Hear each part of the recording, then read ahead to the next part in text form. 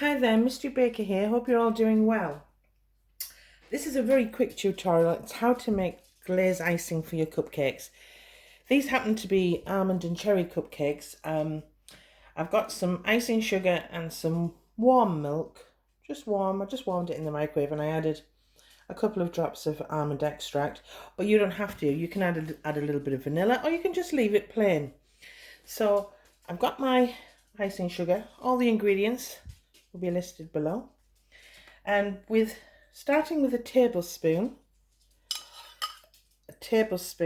just going to add a tablespoon of the warmed milk to the icing sugar and start mixing. Okay. Whoop! This is live coming at you. I do not do retakes. But so there's 1 tablespoon. I'm going to add just under a tablespoon into it. Keep going. It's because I'm leaning over. I'm actually leaning over.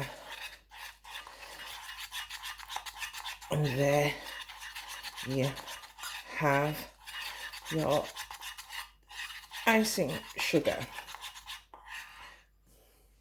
Okay, your wet icing glaze, like so. If you wanted to at this stage, you could actually add food colouring, pink, blue, yellow, whatever you want. So I've mixed that through so it's all incorporated.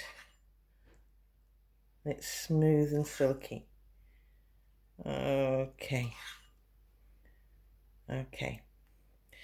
So I do it in this method. Just take that out. Let me have a smell. It has a subtle almond smell, not overpowering because I've already got almond in here. So with my palette knife or a teaspoon, actually, I'll get this teaspoon, clean teaspoon. Just going to pop some on, like that, like so. And then with my palette knife, go over it, like so, like that. And then add a little touch more, like so. Go over. I'm going to the end, like that. Okay. One more for luck. And again. Let's go to the edges. Like so. And then with your little sprinkles of whatever sprinkles you want, just a few sprinkles dotted around.